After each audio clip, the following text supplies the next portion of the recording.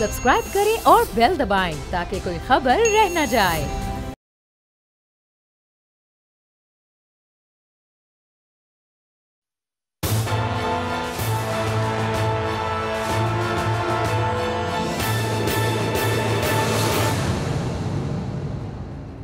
अस्सलाम वालेकुम नाज़रीन, मैं हूं आपका मेज़बान समी इब्राहिम और आप देख रहे हैं प्रोग्राम तजिया। मेरे साथ हैं हमारी को एंकर अलीना इलियास और आज हमें ख़ुसूसी तौर पर ज्वाइन किया है जनरल एजाज़ साहब ने। एजाज़ अवान साहब सिक्योरिटी एक्सपर्ट हैं, बड़ा उनका तजुर्बा है, मामलात जो हैं इस खत्ते में उन पर उनकी गहरी नज़र है। वो आज हमारे साथ होंगे और थोड़ी देर के बाद हमें प्रोग्राम की अगली सेगमेंट में चौधरी शहरयार न्यूयॉर्क से हमें ज्वाइन करेंगे।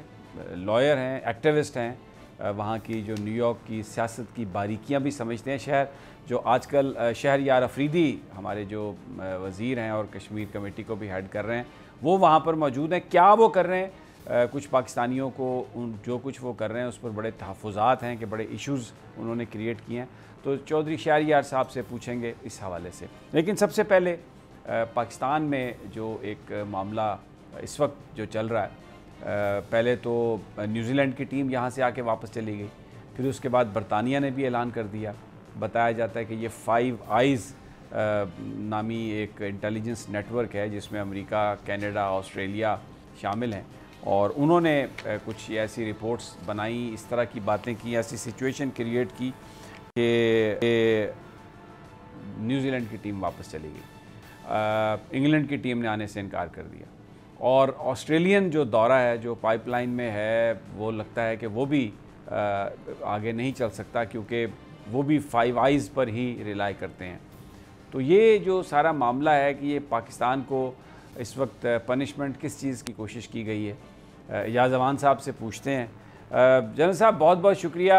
सबसे पहले तो आपको मुबारकबाद कि आप माशाल्लाह कोरोना आपको हुआ लेकिन आप ठीक ठाक आप सेहतियाब हो गए माशाल्लाह, अल्हम्दुलिल्लाह, नाउ यू आर बैक। तो ये जो कुछ हो रहा है पाकिस्तान के साथ, ये अभी क्रिकेट में जो कुछ ये हुआ, क्या आप कहते हैं, व्हाट डू यू से कि ये एक जो इस तरह से एक साजिश की गई है, एक सूरत हाल को बनाया गया है और क्या मकसद क्या है और ये आगे कहाँ तक ये साजिश आपको जाती हुई नज़र आ रही?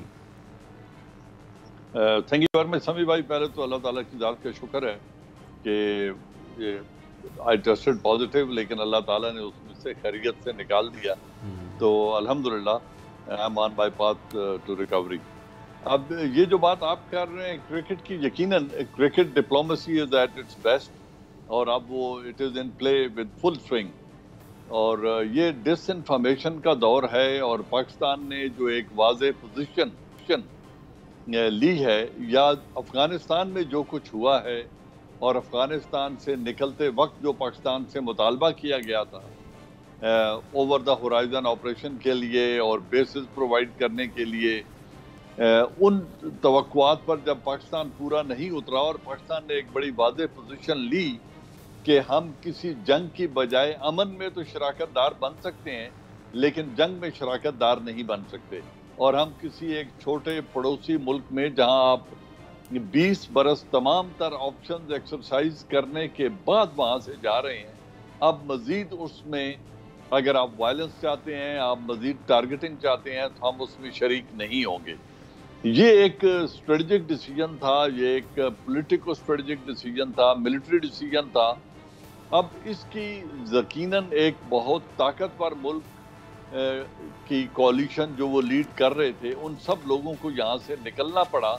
गलतियाँ उनकी अपनी, बर वक्त उन्होंने फैसला नहीं किया, उनकी स्ट्रेटजी क्लियर नहीं थी और ख़ुद तालिबान के साथ बैठकर उन्होंने फैसला किया।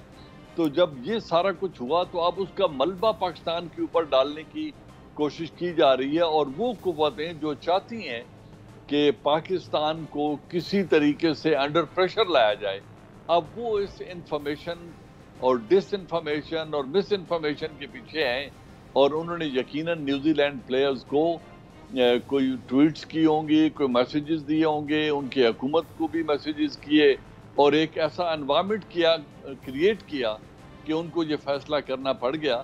लेकिन मैं ज़ाती तौर पे समझता हूँ कि दुनिया के 190 ममालिक में से सिर्फ 10 हैं जो क्रिकेट खेलते हैं, 10 या 11 मुल्क, تو کیا جو باقی 180 ملک ہیں وہ باعزت اور باوقار زندگی نہیں گزار رہے؟ ہمارا پیشن ضرور ہے، ہمیں شوق ضرور ہے کرکٹ کھیلنے اور کرکٹ دیکھنے کا، لیکن یہ لائف اینڈ ڈیتھ کا معاملہ نہیں ہے، یہ پاکستان کے وقار سے بلند معاملہ نہیں ہے، یہ پاکستان کی اسٹریٹجک اہمیت کو داؤ پہ لگا کر کرکٹ کو ترجیح نہیں دی جا سکتی. تو we should take it as one of the decision جو مینیپولیٹ ہوا ہے، اور اس کو کرکٹ ڈپلومیسی کے ذریعے آنکھ سے ہی دیکھنا چاہیے، اس سے زیادہ نہیں. اچھا، یہ میں آپ کو بھی ایک پیٹر اوبون ایک ان کے ہیں رائٹر ہیں، رائٹر ہیں، انہوں نے بھی جو انگلش کرکٹ بورڈ ہے اس کو انہوں نے تنقید کا نشانہ بنایا ہے اور کہا ہے کہ یہ بظاہر وہ یہ نہیں سمجھتے کہ یہ کوئی سیکیورٹی تھریٹ کی وجہ سے یہ ایسا فیصلہ ہوا ہے. وہ کہتے ہیں کہ ان کو لگتا ہے کہ یہ کوئی سیاسی نوعیت کا فیصلہ. آئیے ذرا سنیے کیا کہتے ہیں. بالکل کلیئرٹی کے ساتھ وہ کہہ رہے ہیں کہ برٹش ہائی کمیشن کے جو سیکیورٹی ان کے جو ایکسپرٹس ہیں، جو انڈیکیشنز تھیں اس میں کہیں پر بھی اس بات کی نشاندہی نہیں کی گئی تھی کہ وہاں پر کوئی سیکیورٹی کا خطرہ ہے. اور اعوان صاحب آپ دیکھیں پچھلے 2-3 ہفتوں میں جو تمام امپورٹنٹ ممالک ہیں ان کے وزرائے خارجہ نے پاکستان کا دورہ کیا. 8 انٹیلیجنس ہیڈز جو ہیں وہ جنرل فیض حمید صاحب کی انویٹیشن پر یہاں آئے اور باقاعدہ پوری ایک بیٹھک ہوئی، کانفرنس ہوئی. اور پھر ماضی میں ہم دیکھتے ہیں کہ بہت زیادہ دور کی بات نہیں ہے، جب برٹش رائلز جب یہاں پر آئے تو وہ جو سیکیورٹی ان کو دی گئی وہی نیوزی لینڈ کی ٹیم کو بھی دی گئی تھی. تو کوئی ایسی انڈیکیشن نہیں تھی، لیکن انہوں نے یہ فیصلہ کیا اور پھر پاکستان کے ساتھ کوئی چیزیں شیئر بھی نہیں کی. تو اس سے ایک جو ان کی منافقت ہے پورے سسٹم کی، اور جو لگتا ہے کہ سیکیورٹی کا صرف بہانہ بنا کے یہ کیا گیا، یہ تو بالکل بات کھل کے سامنے آ رہی. سونی صاحب بالکل آپ درست کہہ رہے ہیں. دیکھیں ابھی رائل فیملی کے جس وزٹ کی آپ نے بات کی، انہوں نے پورے پاکستان میں ٹریول کیا. وہ کے پی کے میں گئے، ندرن ایریاز میں گئے، لاہور گئے، اور ان کو کسی قسم کی کوئی تھریٹ نہیں تھی. اور پھر ابھی ہم نے دیکھا کہ مزار شریف سے جب انہوں نے ریکویسٹ کی پرائم منسٹر کو، ایک جرنلسٹ نے، کہ ہمیں یہاں سے نکالا جائے، تو وہاں سے اور اوور آل افغانستان کابل کے اندر سے ہم نے تقریباً 13,000 ملٹی نیشنلز کو وہاں سے افغانستان سے اٹھایا، اسلام آباد لایا، یہاں کے ہوٹلز پہ ٹھہرے، اور یہاں سے پھر وہ اپنے ممالک کو گئے. تو اس وقت پاکستان بالکل محفوظ تھا. ابھی 8 جو نیبرنگ کنٹریز ہیں افغانستان کی، جیسے ابھی آپ نے کہا، ان کے انٹیلیجنس ہیڈز آئے ہیں، وہ اس پاکستان میں آ کے بیٹھ کے اپنی میٹنگ کر کے گئے ہیں. ندرن الائنس کے جو تھے پنجشیر سے احمد شاہ مسعود کے بھائی اور ان کے ریلیٹیوز، وہ بھی یہاں آئے اور ٹھہرے اور بات چیت کرتے رہے. طالبان کے کتنے وزٹ ہو چکے ہیں. اور اگر ان تمام تر چیزوں میں کوئی امن کو خطرہ نہیں تھا، پاکستان ایک محفوظ ملک تھا. اور ابھی چند روز پہلے ایک موٹر سائیکلسٹ کی ٹیم جس میں خواتین شامل تھیں، وہ آئیں اور ان لوگوں نے پورے ندرن ایریا کا موٹر سائیکل پر وزٹ کیا، اور یہاں سے وہ بخیریت باعزت طریقے سے لوٹ کر واپس اپنے وطن کو گئے ہیں. تو اس طرح کی سیکیورٹی سچویشن کوئی ایسا نہیں تھا انوائرمنٹ کہ کرکٹ ٹیم جو آئی 6 دنوں سے یہاں پریکٹس کر رہی تھی، اور میچ کے شروع ہونے سے ایک دن پہلے انہوں نے کیا.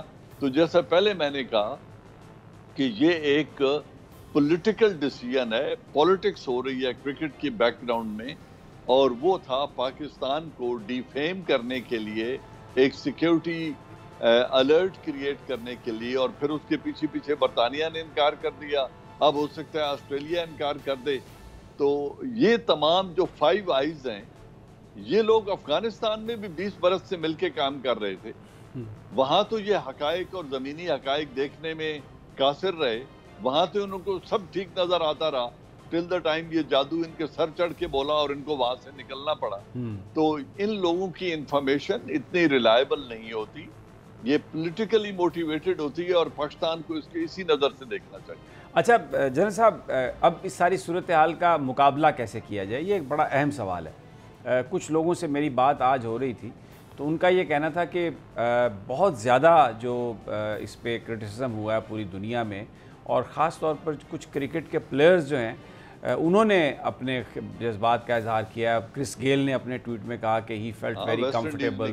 ہاں جی. پھر ڈیرن سیمی نے یہ بات کہی. پھر اس کے بعد ساؤتھ افریقہ کے ہاشم آملہ ہیں, انہوں نے یہ بات کہی. ایون نیوزی لینڈ کے جو کپتان ہیں ٹیم کے, انہوں نے یہ کہا کہ یہ ایک بڑا ایک زبردست یہ اپرچونٹی تھی جو ہم نے لوز کی.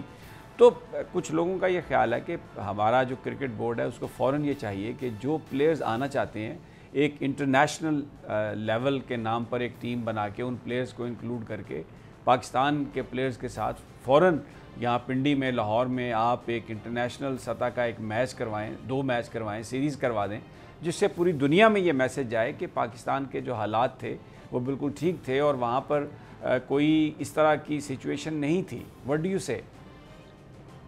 دیکھیے پہلی میں تو سمجھتا ہوں پہلی بات یہ ہے جو ایشو بنایا گیا ہے اس کی انفارمیشن اور انٹیلیجنس لینی چاہیے پاکستان کو. پاکستان کرکٹ بورڈ کو نیوزی لینڈ گورنمنٹ سے یہ مطالبہ کرنا چاہیے کہ آپ ہمارے ساتھ وہ تھریڈ شیئر کریں, وہ سورسز شیئر کریں اور وہ کانٹینٹ شیئر کریں جس نے آپ کو اتنا بڑا فیصلہ کرنے پر مجبور کیا. اس کے اگر انالیسز ہو جائیں اور پتہ چل جائے کہ کون لوگ اس کے پیچھے ہیں, اور پھر یہ جو ابھینندن گوسوامی کا ایک وہ آرٹیکل ہے جس کا ذکر ہو رہا ہے کہ پچھلے ماہ 21 تاریخ کو اس نے لکھا تھا کہ پاکستان کے اندر سیکیورٹی سچویشن ایسی ہے کہ نیوزی لینڈ ٹیم کو نشانہ بنایا جا سکتا ہے. احسان اللہ احسان کے لیٹر کا حوالہ دیا انہوں نے, احسان اللہ احسان کے لیٹر کا حوالہ دیتے ہوئے. تو اب کہنے کا مقصد یہ ہے کہ اگر 1 ماہ پہلے سے وہ یہ پروپیگنڈا کر رہے تھے اور اب انہوں نے اس کو مزید بڑھا چڑھا کر اس ٹیم کو یا ٹیم کی مینجمنٹ کو یا نیوزی لینڈ گورنمنٹ کو اطلاع دی ہے, تو اس کا پروب ہونا چاہیے تاکہ دنیا کے سامنے یہ جو انٹیلیجنس وارفیئر کی ایک شکل ہے, جو انفارمیشن وارفیئر کی ایک شکل ہے, اس کو سامنے لا کر پھر اپنے ہرجانے کا مطالبہ کریں.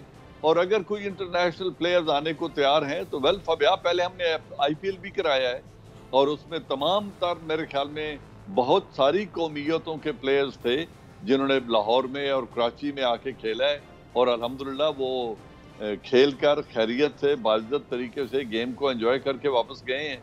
تو اس کو میں سمجھتا ہوں اسی حد تک ہی رکھنا چاہیے, اس سے مزید کی زیادہ اہمیت دینا اس کو بنتا نہیں. اس میں میں ایک تھوڑا سا ہمارے کیونکہ ظاہر ہے جو لوگ کرکٹ سے وابستہ ہیں وہ تو بہت ہی جذباتی تھے. ویسے تو پورا پاکستان جذباتی ہے کیونکہ اس سے پاکستان کی عزت جڑی ہوئی ہے, اس کو پاکستان میں اس طرح سے اس کو پرسیو کیا گیا.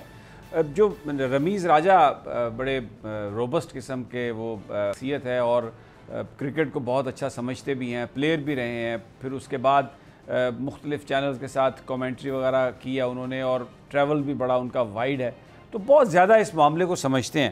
انہوں نے, میں آپ کو ان کی گفتگو سنواتا ہوں جس میں انہوں نے کہا ہے کہ اب انڈیا کے ساتھ ساتھ نیوزی لینڈ اور انگلینڈ بھی ہمارا ٹارگٹ ہے. میں چاہتا ہوں کہ ذرا اس کو دیکھیں کہ انہوں نے جو بیان دیا ہے, کیونکہ انڈیا کا تو ایک اسپیشل بیک گراؤنڈ ہے, ہماری ان سے جنگیں بھی ہو چکی ہیں, بہت کچھ ایک پورا ایک ایشوز ہیں ہمارے, لیکن انگلینڈ اور نیوزی لینڈ کو بھی اسی قطار میں کھڑا کرنا. پہلے ہم یہ سن لیں but then I would like to ask your opinion کہ یہ صحیح سمت ہم جا رہے ہیں یا تھوڑا غصہ یا ہمارے جذبات ذرا کچھ زیادہ نکل گئے ہیں آگے. سنیے کیا کہتے ہیں رمیز راجہ. وٹ ڈو یو سے عوان صاحب, یہ بات تو انہوں نے گیم کے کانٹیکسٹ میں کی ہے, بٹ ڈو یو تھنک کہ ایسی سچویشن ہے؟ میرے خیال میں وہ اس کو ایک اور سینس میں لے رہے ہیں. وہ سمجھ رہے ہیں کہ اگر پہلے ہم سمجھتے تھے کہ کرکٹ میں سب سے بڑے حریف انڈیا ہیں, تو اب نیوزی لینڈ اور انگلینڈ کو بھی اسی چیلنج کے ساتھ ورلڈ کپ میں فیس کریں کہ انہوں نے ہمارے ملک میں کھیلنے سے انکار کیا ہے, تو ہم اپنی پرفارمنس سے ان کو بیٹ کریں. میرے خیال میں اس میں کوئی حرج نہیں ہے, چیلنجز ایسے ہی لیے جاتے ہیں اور نہ ان پر کوئی حملے کی بات ہو رہی ہے, نہ ان کے خلاف کسی ایکشن کی بات ہو رہی ہے, بلکہ وہ اپنی ٹیم کو یہ کہہ رہے ہیں کہ آپ ان کو بھی اپنا ایک کانٹے دار حریف سمجھ کے آپ ان کے ساتھ میچ کھیلیں تاکہ ان کو نہ کھیلنے کا ہم جواب دے سکیں کہ وہ یارا ٹیم جو پریپیئرڈ ہے اور ان کی تیاری میں کوئی فرق نہیں آئے گا اگر آپ کھیلنے نہیں آتے. میں اس کو اس طرح دیکھتا ہوں. ڈیفینیٹلی میں ویسے سوچ رہا تھا, آپ کے ساتھ صرف شیئر کر رہا ہوں کہ ویسے تو جو پلیئرز ہوتے ہیں جب بھی کسی میچ میں جاتے ہیں تو اپنی پوری وہ صلاحیتوں کا مظاہرہ کرتے ہیں. انڈیا کا ایک کیونکہ پاکستان کے ساتھ ایک خاص اس کا ایک بیک گراؤنڈ ہے, اس میں جب میچ ہوتا ہے پاکستان اور انڈیا کے بیچ میں تو ہندوستانی قوم بھی اپنے ٹی وی سیٹس کے سامنے اسی طرح بیٹھی ہوتی ہے جس طرح پاکستان کے اندر people are glued to their TV screens. وہ ایک خاص قسم کے ایک جذبات ہیں. تو آسٹریلیا اور نیوزی لینڈ کے ساتھ تو میچ، انگلینڈ کے ساتھ میچ ہمیشہ بڑا انٹرسٹنگ ہوتا ہے اور بڑا دلچسپ ہوتا ہے، اس میں بھی بڑا مقابلہ ہوتا ہے، بٹ وہ اس طرح کا جو انتھوزیازم ہے وہ شاید اس میں نہیں ہوتا. اور مجھے لگتا ہے کہ وہ لانا بھی مشکل ہے کیونکہ انڈیا کے حوالے سے جو ہمارے جذبات ہیں. خیال میں نہیں، بات ٹھیک ہے، ہم جذباتی لوگ ہیں، لیکن اپنے آپ کو چارج اپ کرنا اور یہ کہنا کہ اوکے نیوزی لینڈ آپ پاکستان میں نہیں کھیلے تھے، اب ہم یہاں پہ کھیل رہے ہیں and we'll give you a good fight. تو میرے خیال میں اس میں کوئی حرج نہیں ہے. ٹھیک ہے. اچھا، یہ جیسے آپ نے کہا کہ یہ پتہ لگنا چاہیے کہ یہ کس نے کیا اور کیسے ہوا. افغانستان کے جو کرکٹ بورڈ ان کے چیئرمین نے کہا ہے کہ میں اگلے ہفتے بات کرنا چاہوں گا، ملوں گا پاکستان کرکٹ بورڈ کے چیئرمین سے، اور ہم یہ کریں گے کہ یہ جو سیریز نہیں ہو سکی سری لنکا کے ساتھ، ہم چاہتے ہیں کہ یہ افغانستان میں ہو. تو do you think it is too early to go for a cricket match in Afghanistan? Well دیکھیں، کوئی حرج نہیں ہے، ہم بھی خطروں سے کھیلنے کے عادی ہیں اور افغان تو ہیں ہی ہیں، اور میں سمجھتا ہوں کہ وہاں بڑے سیکیور انوائرمنٹ ہوں گے، اور اگر کھیلنے کا ایسا ہم تجربہ کرنا چاہتے ہیں تو اس میں کوئی حرج نہیں ہے. افغانستان کو بھی ایک بوسٹ ملے گا، اور ایک وہاں پہ اگر سیریز ہو جائے تو اس میں کوئی حرج نہیں ہے. دیکھیں، ایک گراؤنڈ ریئلٹی ہے جس کو ویسٹ بھی نہیں دیکھ رہا، جسے ہمیں دیکھنا چاہیے. وہ یہ ہے کہ طالبان کا پورے ملک پر ایک ہولڈ ہے، اور انہوں نے پورے ملک میں، ان کی اب کوئی اپوزیشن نہیں ہے، اور وہ اپنے اقتدار میں تقریباً آ چکے ہیں. ان کے لیے مشکلات پیدا کی جا رہی ہیں، جبکہ میرا یہ ذاتی بلیف ہے کہ وہ کسی غیر ملکی کو اپنی سرزمین استعمال کر کے اپنے آپ کو انڈرمائن نہیں کرنے دیں. طالبان ایک بہت بڑی قوت ہیں، انہوں نے پولیٹیکو ملٹری فورس ہیں، انہوں نے 20 برس امریکہ کو ریزسٹ کیا ہے، پھر 18 ماہ ان کے ساتھ ڈائیلاگ کیے ہیں، اور اس کے بعد انہوں نے اپنی تمام تر شرائط ڈائیلاگ ٹیبل پہ منوا کے امریکہ کو وہاں سے نکالا ہے. انہوں نے امریکہ سے ایک وعدہ کیا تھا کہ آپ کے حتمی انخلاء تک آپ کے اوپر کوئی حملہ نہیں کیا جائے گا، اور پورے 15 مہینے ایک بھی امریکن کا سولجر نہیں مارا گیا اس افغانستان میں جہاں ہر وقت جنگ رہتی. تو وہ انشور کرتے تھے کہ ان پر کوئی حملہ نہیں کرے. اس طرح کے انوائرمنٹ میں اگر ان کو ٹرسٹ کیا جائے تو یہ آئسس خراسان ہو یا القاعدہ ہو یا کوئی اور تنظیم وہاں پہ داعش بیٹھ کے اگر کچھ کرنے کی کوشش کرے گی اور وہ افغان گورنمنٹ کو، طالبان گورنمنٹ کو انڈرمائن کر کے وہاں منمانی کرنے کی کوشش کرے گی تو ایسا ہو نہیں سکتا، کیونکہ ان کی اتنی ریچ ہے ہر گاؤں میں طالبان کی کہ ان کو ایگزیکٹ پتا ہے کہ کس گاؤں میں کتنے فارنرز بیٹھے ہیں، اور یہ جب چاہیں انہی اپنے گاؤں کے وسائل کو استعمال کر کے وہ گاؤں میں جو بیٹھے ہیں لوگ ان کا یہ خاتمہ کر سکتے ہیں. تو کوئی بھی غیر ملکی تنظیم وہاں بیٹھ کے دہشت گردی نہیں کر سکتی. ان کو انڈرمائن کرنے کے لیے کچھ ہوسٹائل ایجنسیز ایسے کام کروا رہی ہیں تاکہ طالبان کو بدنام کیا جائے، ان کے اوپر معاشی پابندیاں لگائی جائیں اور ملک میں ایک کیوس کریٹ کیا جائے. شاید میرے خیال میں دنیا کو اپنی پالیسی پہ غور کرنا چاہیے، ان کے ہاتھ مضبوط کرنے چاہیے اور ان کو امن کے قیام کا ایک موقع دینا چاہیے کہ افغانوں نے 40 برس بہت جنگ دیکھ لی ہے. ٹھیک ہو گیا. علینا، you want to ask any thing to general صاحب؟ اچھا جنرل صاحب، آپ نے کیونکہ طالبان کی بات کی ہے تو اس میں آج ذبیح اللہ مجاہد صاحب کا ایک سٹیٹمنٹ آیا، کیونکہ پاکستان وزیر اعظم نے یہ بات کہی تھی کہ ہم یہ کوشش کر رہے ہیں انکلوسیو گورنمنٹ ہو، تاجکستان کے ساتھ جو افغانستان میں معاملات جو ہیں ان کے جو تاجکوں کے ساتھ ٹھیک ہوں. تو اس پر آج انہوں نے یہ کہا کہ وہ ویلکم کرتے ہیں وزیر اعظم عمران خان کے اس بیان کو. قطر، چائنا اور پاکستان کی جو کوششیں ہیں افغانستان میں امن کے لیے، وہ ہم اسے اپنے اندرونی معاملات میں مداخلت نہیں سمجھتے. بہت بڑی سٹیٹمنٹ ہے یہ. تو اس میں انڈیا میں تو مرچیں بہت لگی ہوں گی جنرل صاحب اس بات پہ. دیکھیے یقیناً طالبان اس وقت جو ہیں وہ بڑے ایک ڈفرینٹ موڈ میں ہیں. وہ گورننس کا ایک ماڈل قائم کرنا چاہتے ہیں افغانستان میں, اور وہ چاہتے ہیں کہ اپنے نیبرنگ کنٹریز کو ساتھ لے کر چلیں, اور جو بھی انہیں خیر سگالی کا مشورہ دے گا. آج ان کا ایک شاہین جو ہے ان کے سپوکس پرسن, وہ ایک انڈین چینل کو انٹرویو دے رہے تھے, اور انہوں نے, ہاں جی, شاہین سہیل, انہوں نے ایک بڑی مزیدار, انڈین نے ان سے سوال کیا کہ چین تو دوسرے ملکوں کو مقروض کر کے ان کی معیشت اور وسائل پر قابض ہونے کا عادی ہے, تو آپ کو یہ پتہ ہے کہ چین آپ کے ملک میں یہ انویسٹ کر کے آپ کو کس طرح کے ڈیٹ ٹریپ میں جکڑ دے گا. اس نے کہا آپ ہمیں یہ مشورہ مت دیں, ہم سمجھتے ہیں کہ افغانستان کے منرل وسائل کتنے ہیں, اور دنیا کا کوئی ملک جو ہمارے اندر آ کے انویسٹ کر کے کو ڈیولپ کرنا چاہتا ہے ہمارے ہی منرل ریسورسز کو, تو ہم چاہیں گے کہ وہ ہمارے ساتھ مل کے کام کرے تاکہ افغان عوام کے لیے ایک خوشحالی آئے, اور ہم یہ چاہتے ہیں کہ ہم مل کر آگے بڑھیں. تو اسی پس منظر میں اگر دیکھیں تو انہوں نے پاکستان پرائم منسٹر کے میسج کو اس لیے ویلکم کیا ہے کہ یقیناً وہ بھی تاجکستان کے ساتھ اور اپنے ریجنل کنٹریز کے ساتھ بالخصوص مل کر آگے چلنا چاہتے ہیں, کیونکہ اسی میں ان کی بقا ہے اور اسی میں ریجن پورے کا فائدہ ہے. تو میرے خیال میں اسی آپشن کو آگے لے کر چلنا پڑے گا, اور ویسٹ پر انحصار کم سے کم کیا جائے تو بہتر ہوگا افغانستان کے معاملے. درست. یہاں پر ناظرین ہم ایک چھوٹا سا وقفہ لیتے ہیں, تو یہ موضوع بھی رہے گا, دیگر موضوعات بھی پروگرام میں شامل کریں گے, ہمارے ساتھ ہی رہیے.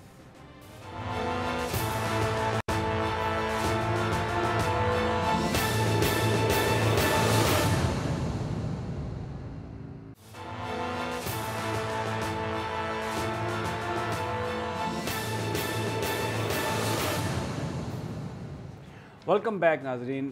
پاکستان کو درپیش چیلنجز پر بات کر رہے ہیں. ابھی ہم نے بریک پر جانے سے پہلے افغانستان کی صورتحال, طالبان کا رول, اور پھر جو کرکٹ ڈپلومیسی جس طرح پاکستان کو آئسولیٹ کرنے کی کوشش کی گئی ہے اس پر بھی بات کی. ابھی ایک اور ایشو ہے جو اس سے ریلیٹڈ ہی ہے, اور اس پر بات کرنے کے لیے ہمیں چودھری شہریار نے جوائن کیا ہے, جو نیو یارک سے, وہاں پر وہ پولیٹکس میں بہت ایکٹیو ہیں اور معاملات کی جو ڈیلیکیسیز ہیں ان کو وہ سمجھتے ہیں.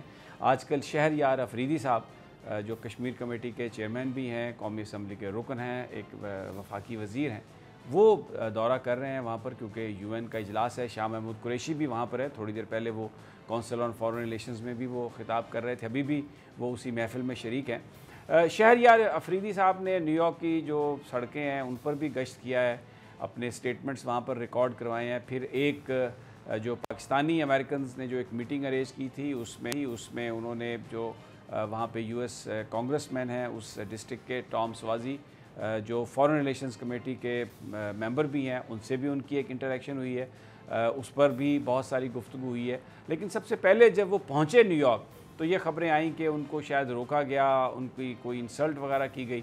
تو شہریار چودھری ہمارے ساتھ ہیں, یہ لائر بھی ہیں, پولیٹکس بھی کرتے ہیں, بڑا تعلق ہے. ان سے پوچھتے ہیں کہ ذرا ہمیں بتائیے کہ نیو یارک ایئرپورٹ پر ہوا کیا شہریار افریدی کے ساتھ. شہریار چودھری صاحب. جی سمی بھائی, ایسا کچھ نہیں تھا کہ ایز سچ کہ ان کو کوئی خاص ایکسٹراڈنری طور پہ روکا گیا, یا ان کی کوئی جو انٹرنیٹ پہ خبریں آ رہی ہیں تو جامع تلاشی لی گئی. ریالٹی یہ ہے کہ وہ پہلی دفعہ نیو یارک آئے ہیں, پہلی دفعہ امریکہ آئے ہیں فار دیٹ میٹر. تو پہلی دفعہ امریکہ آئے گا اس کو سیکنڈری میں فنگر پرنٹس کروانے کے لیے, جو کہ ایک نارمل پروسیجر اور پروٹوکال ہے, اس میں سے گزرنا پڑے گا. تو ایز سچ ان سے کسی قسم کی کوئی جو انٹرنیٹ پہ رومرز ہیں کہ ان کو امبیسی نے ضمانت دینی پڑی یا ان کی کوئی ایکسٹراڈنری تلاشی ہوئی, ایز سچ کا ہمیں ادھر تو جہاں تک میری نالج ایسا کچھ نہیں ہوا. Fact of the matter is he just went through a routine secondary for any first time visitor who comes to United States. اچھا, یعنی کوئی ایکسٹرا آرڈنری چیز نہیں تھی.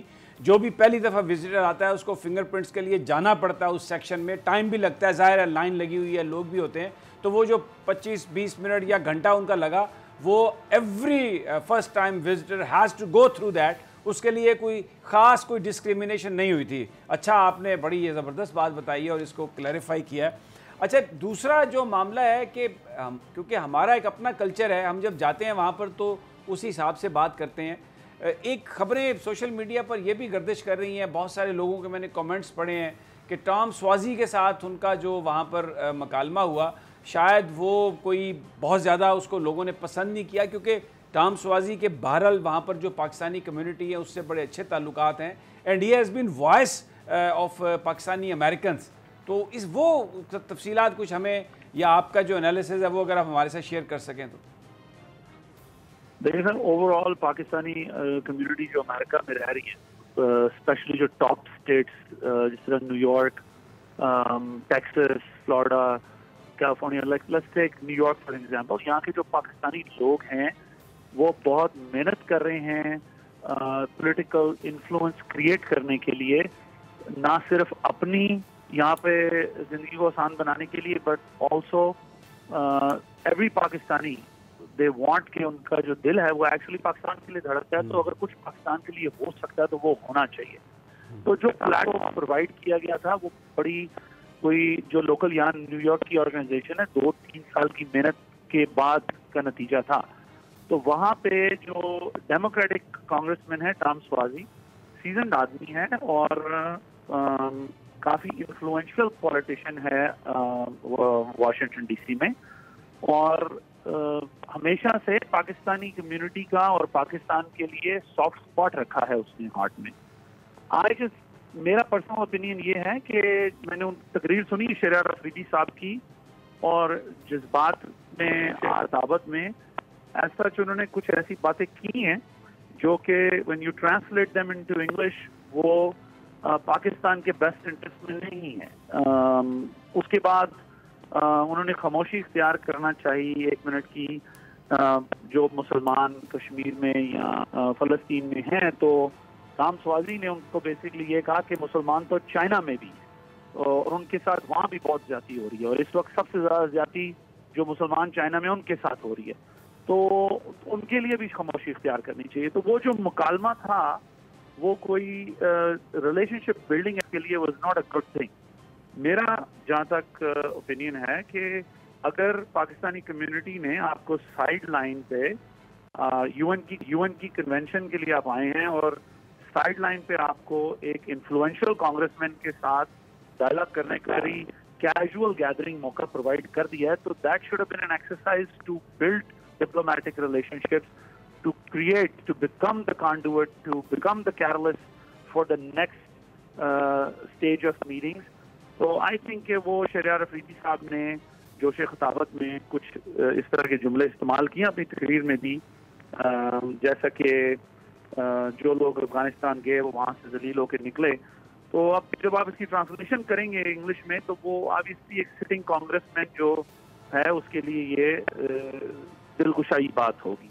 ठीक हो गया। अच्छा, इसमें शहरियार चौधरी साहब, शायद जो लोग गए उनको लेके उस मीटिंग में वो प्रॉपरली ब्रीफ नहीं कर सके शहरियार अफरीदी साहब को कि ये जो चीज़ें हैं, ख़ास तौर पर ये साइलेंस फॉर मुस्लिम्स, इसमें आप पैलेस्टीनियंस का भी जिक्र करें अमेरिका में, जब तक आपका एक वो इस तरह पब्लिक मीटिंग्स में या और जो बातें हैं वो उनको शायद प्रॉपरली ब्रीफ ना किया गया हो। Do you have any sense कि उनको बताया भी गया और उन्होंने की, या उन्हें इल्म ही नहीं था कि ये बातें उन्हें यहाँ पे नहीं करनी चाहिए?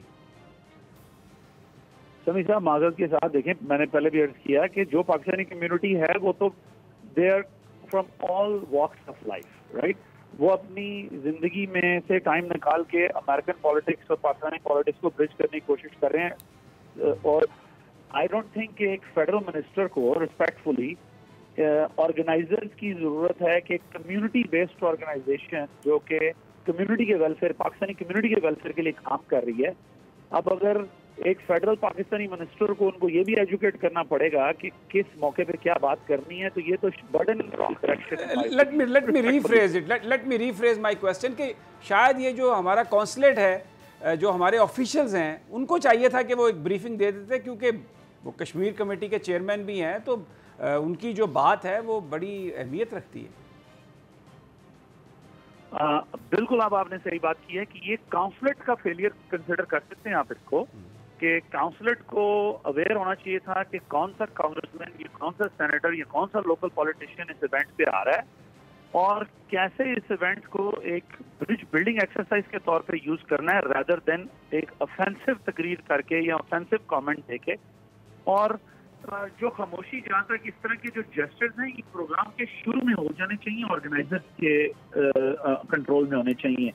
एक की नोट स्पीकर या सब की, अब एक पाकिस्तान का फेडरल मिनिस्टर जो कि कश्मीर की कमेटी का चेयरमैन है, दूसरी तरफ से एक वेल इन्फ्लुएंस्ड कांग्रेसमैन है। अब आप डिसाइड करना डिफिकल्ट है कि की नोट स्पीकर कौन है। सो वी से कि को की नोट स्पीकर्स जो हैं ये उनका काम नहीं है कि वो साइलेंस करवाएं, मतलब कौमी तराने भी बजे इस प्रोग्राम के शुरू में, सारी रिहर्सल जो हुई it was a good effort. लेकिन मेरा ख्याल है पर्सनली कि जिस तरह आपने कहा कि ये जो काउंसलेट है they drop the ball on this. उन्होंने शहरियार अफरीदी साहब को बिल्कुल प्रेप नहीं किया। शहरियार अफरीदी साहब ने खुद भी टाइम लेके प्रेप नहीं किया कि जो मेरा ऑडियंस है वो कौन है, कितना इंटीग्रेटली इन्वॉल्व है। और इस पर्टिकुलर कांग्रेस में डाम स्वाजी की तो हिस्ट्री है to take a stand with Kashmiris. इसने एक लेटर भी लिखा था, इवन दो मैं रिपब्लिकन हूँ but I am I recognise जब कोई पार्टी, दूसरी पार्टी का भी बंदा कोई राइट काम करे तो I am not afraid to recognise it. Pakistan का साथ दिया इस कांग्रेसमैन ने, पाकिस्तानी कम्युनिटी का साथ दिया हिस्टोरिकली। और कश्मीर के अंदर जब कर्फ्यू लगा था he was the first congressman जिसने लेटर लिखा था और उसको बहुत बैकलैश आया था इंडियन कम्युनिटी की तरफ से उस लेटर लिखने के लिए, but he stood by the Pakistani community. So I think just for that शायद शहरियार अफरीदी साहब being the chairman of the Kashmir committee should have been in tune to his sensitivity, to his speech, rather than being very aggressive in his speech. बहुत शुक्रिया शहरियार चौधरी, आपने बड़ी तफसील से हर बात बताई। और यहाँ पर मुझे एक छोटा सा वक्फ़ा लेना है। मैं जब वापस आता हूँ तो जनरल एजाज़ अवान साहब से इस पर हम कमेंट लेंगे। और इसके अलावा हमारे साथ एक और अहम शख्सियत होंगे जो जिनका काम करिकुलम को देखना और पंजाब में टेक्स्ट बुक जो किताबें हैं उनको देखना बड़ा अहम काम है। उसमें किस तरह का मटेरियल शामिल हो रहा है, क्या वो कर रहे हैं और कहाँ तक जो अचीव किया है गोल उन्होंने, कि जो सारा निसाब एक हो। बड़ी इंपॉर्टेंट ये बात है हमारे बच्चों के हवाले से, क्योंकि वही हमारा मुस्तकबिल है। छोटा सा वक्फा और फिर आपसे गुफ्तगू जारी रखते हैं।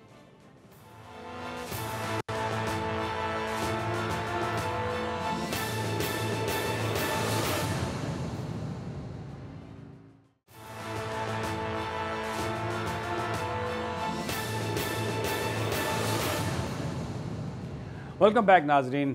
पाकिस्तान के मसाइल पर बात हो रही है। ब्रेक पर जाने से पहले शहरियार चौधरी हमारे साथ थे न्यूयॉर्क में। उन्होंने बड़ी खुलकर वहाँ पर जो डिप्लोमेसी हो रही है उस पर बात की। एजाज़ अवान साहब, जो शहरियार ने गुफ्तगू की जिसमें मतलब हमें एक नज़र आया कि इंटेंशन ठीक होगी शहरियार अफरीदी साहब की, लेकिन वो कहते हैं ना do at the Rome as the Romans do. अगर आप वो वहाँ का कल्चर और वो आपकी लैंग्वेज वैसी नहीं है तो आपका मैसेज जो है वो तो फिर उस स्पिरिट में रिसीव नहीं होगा। मेरे ख्याल में शहरियार अफरीदी को ये बात समझनी चाहिए थी कि वो अपनी ज़ाती हैसियत में नहीं गए हुए, वो गवर्नमेंट ऑफ पाकिस्तान के एक रिप्रेजेंटेटिव की हैसियत से वहाँ गए हुए हैं और उनको डिप्लोमेटिक मैच्योरिटी का सबूत देना चाहिए था। इसी तरह उनकी ये पर्सनल रिस्पॉन्सिबिलिटी थी कि थोड़ी देर इंटरनेट पे जाके देख लेते कि जिस डेमोक्रेट को पाकिस्तान कम्युनिटी ने इनवाइट किया है इस शख्स का बैकग्राउंड क्या है, पाकिस्तान के बारे में ये क्या राय रखता है और पाकिस्तान कम्युनिटी ने इन्हीं का इंतखाब क्यों किया है। ये देखते हुए मेरे ख्याल में उनको अपना कंडक्ट जो था उसको डिप्लोमेटिक नॉर्म्स के अंदर रखना चाहिए था और वहाँ कोई ऐसी कंट्रोवर्सी नहीं शुरू करनी चाहिए थी जिससे मेज़बान भी जो है उनकी सुबकी होती और जो जिस डेमोक्रेट को बुलाया हुआ था उनके लिए भी एक एम्बैरेसिंग सिचुएशन क्रिएट करते। मेरे ख्याल में उनकी ये डिप्लोमेटिक फेलियर है। इसमें जी बिल्कुल अवान साहब, लेकिन इसमें जो वहाँ पर जो स्टाफ है हमारा, जो कॉन्सुलेट है, ان کا بھی تو میرا خیال ہے کہ اس حوالے سے کوئی ایک فرض کہ آپ شروع میں جب آپ منسٹر صاحب جا رہے ہیں تو وہ کوئی نہ کوئی بریفنگ کہ کیا چیزیں یہاں پر کس طریقے سے کرنی ہے. اب ایک کی نوٹ سپیکر وہ تو بالکل انہوں نے ایسے ہی سمجھا جیسے کہ چاندنی چوک میں یہاں پر یا ڈی چوک میں وہ کھڑے ہیں اور انہوں نے کہا چلو جی 1 منٹ کے لیے چپ ہو جاؤ. اس میں سارا کچھ ڈال دیا, فلسطین بھی ڈال دیا, کشمیر بھی ڈال دیا. تو یہ کچھ ہماری جو وہاں پہ جو لوگ ہیں ان کا بھی جو پولیٹیکل ہماری جو یا کونسلیٹ ہیں ان کا کام نہیں تھا کہ وہ بھی سمجھاتے ان کو, یعنی بتا دیتے کہ ایسا مت کیجیے گا.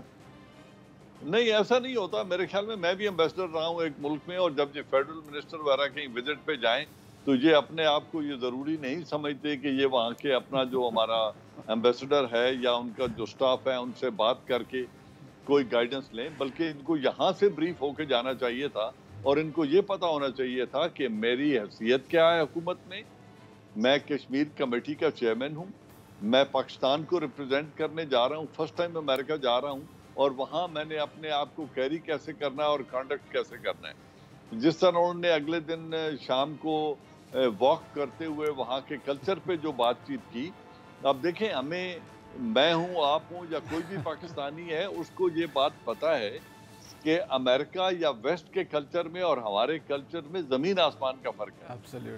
اور ہم جن 5 چیزوں کو گناہ سمجھتے ہیں وہاں وہ شخصی آزادی کے زمرے میں آتی ہیں, چاہے وہ جوا کھیلنا ہو یا شراب پینا ہو یا ہم جنس لوگوں کی آپس میں شادی ہو یا سنگل پیرنٹس کا بچوں کو جنم دینا ہو, وہاں یہ شخصی آزادی میں آتے ہیں اور وہاں کے اپنے ان کے رائٹس ہیں ان کے مطابق ہیں. اگر ہم جا کے اپنے مذہبی پیمانے پہ ان چیزوں کو تولنا شروع کر دیں گے تو ہم ڈپلومیٹک ریلیشن بہتر بجانے کی بجائے الٹا ان کو خراب کریں گے. تو میں سمجھتا ہوں منسٹر کی پرسنل رسپانسبلٹی ہے کہ وہ اپنے آپ کو تیار کر کے جائے اور وہاں جا کے ان کے منہ سے نکلا ہوا ایک ایک لفظ ایسا ہونا چاہیے جہاں سے ریلیشن شپ بلڈ ہو, نہ کہ بنی ہوئی ریلیشن شپ خراب ہو.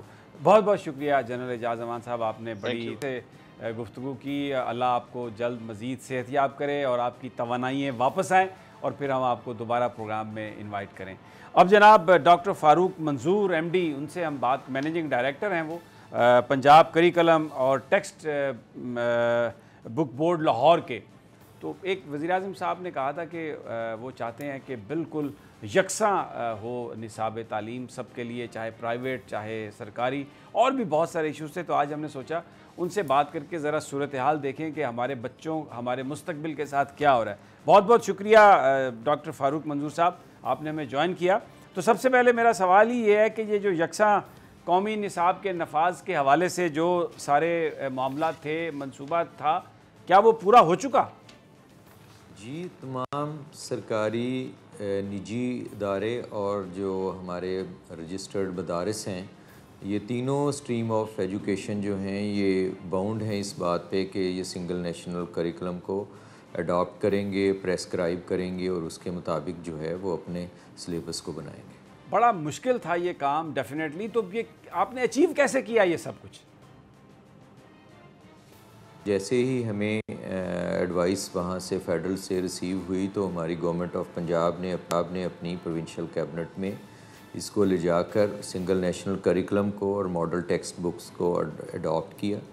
پھر اس کے بعد ہم نے یہاں پہ پی سی ٹی بی کے آفس میں پرائیویٹ سکولز کو, پبلشرز کو, پرنٹرز کو, ہر طرح کی سکول چینز جو ہیں ان کو بلایا, ان کو یہاں پہ اورینٹ کیا, ان کو گائیڈ کیا, ایڈوائز کیا کہ کس طرح سے انہوں نے اس قومی دھارے میں اپنے آپ کو سمونا ہے.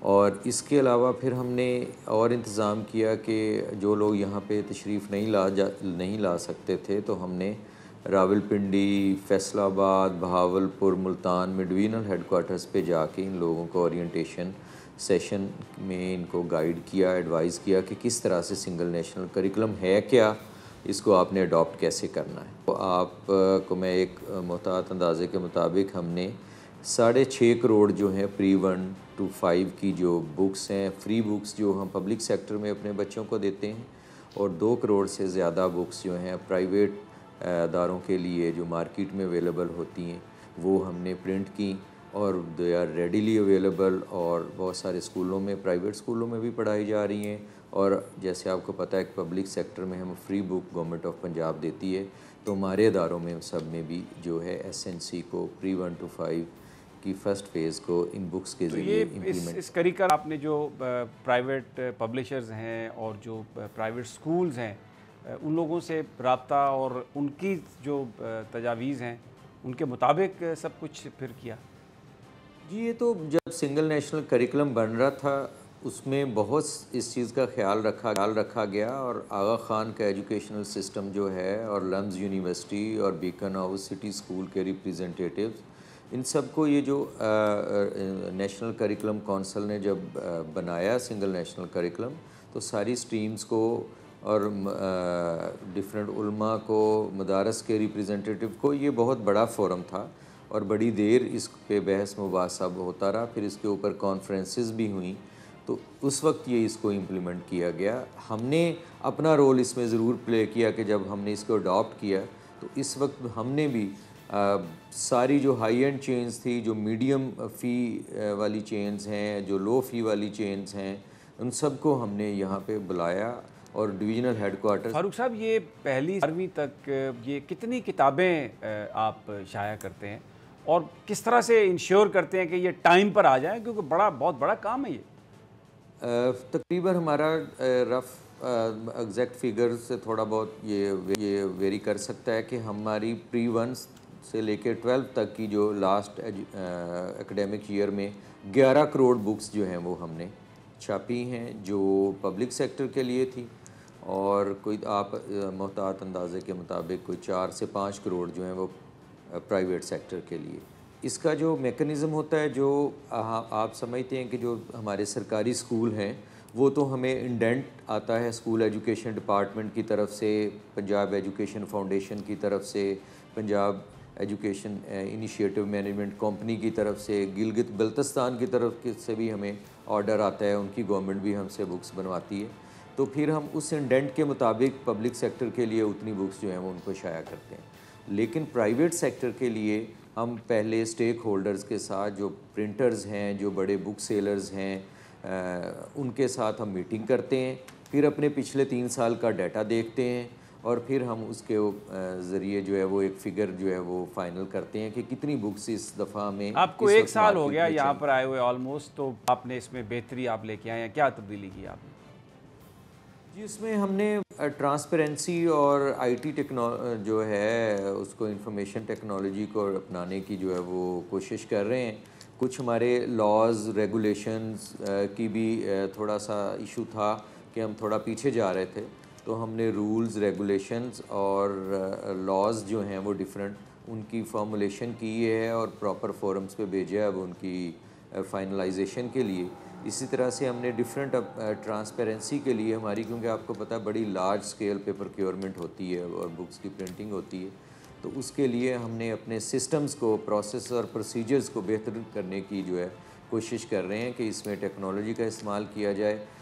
ویب سائٹ کو جو ہے وہ یوزر یہ فرینڈلی. مڈل اور یہ جو ہائر سیکنڈری لیول ہے، اس کا یکساں نظام جو نصاب ہے، کب تک آپ سمجھتے ہیں کہ یہ اچیو کر لیں گے آپ اور ایک ہو جائے گا؟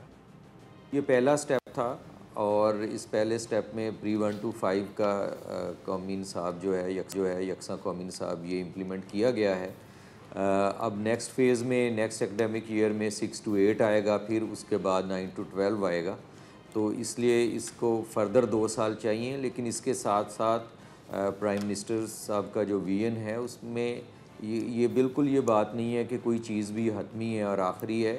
جو پری 1 to 5 کا پہلے بنا ہے نصاب، اس کو بھی ریویو کیا جا رہا ہے اسٹیک ہولڈر سے فیڈ بیک لے کے، اور اس کو دیکھا جا رہا ہے کہ اگر اس میں جہاں کہیں بھی امپروومنٹ کی گنجائش ہے اس میں امپروومنٹ بھی کی جائے، اور فردر جو 2 فیزز ہیں ان کو بھی امپلیمنٹ کیا جائے. تو جیسے جیسے یہ بات آگے بڑھے گی، ابھی بھی بہت سارے لوگ جو پہلے سٹارٹ میں جن لوگوں کو سمجھ نہیں تھی اس بات کی کہ یہ کتنا امپورٹنٹ ہے، اس میں ڈفرینٹ ہائی اینڈ چینز بھی تھیں، ڈفرینٹ اسکول مالکان بھی تھے، جب ہم نے ان کے ساتھ مل کے کنسلٹیٹیو سیشن کیے تو سب کو جو اس بات کا ادراک ہو گیا ہے کہ سنگل نیشنل کریکلم جو ہے، یکساں قومی نصاب جو ہے وہ ایک قوم کے لیے بہت زیادہ بہت شکریہ فاروق منظور صاحب، بیسٹ آف لک، کیونکہ جو آپ کام کر رہے ہیں یہ بڑا اہم ہے، اس سے ہمارے بچوں کا مستقبل وابستہ ہے، اور یہ جو یوتھ ہے یہ پاکستان کا مستقبل ہے، اور یکساں جو نصاب تعلیم ہے یہ ایک بہت بڑا پرومس بھی ہے پرائم منسٹر کا، اور پنجاب سب سے بڑا صوبہ ہے جو آپ نے بتایا، very encouraging, and again wish you best of luck. تو ناظرین ہمیں اجازت دیجیے، کل پھر انشاءاللہ آپ سے ملاقات ہوگی تجزیہ میں، اللہ نگہبان۔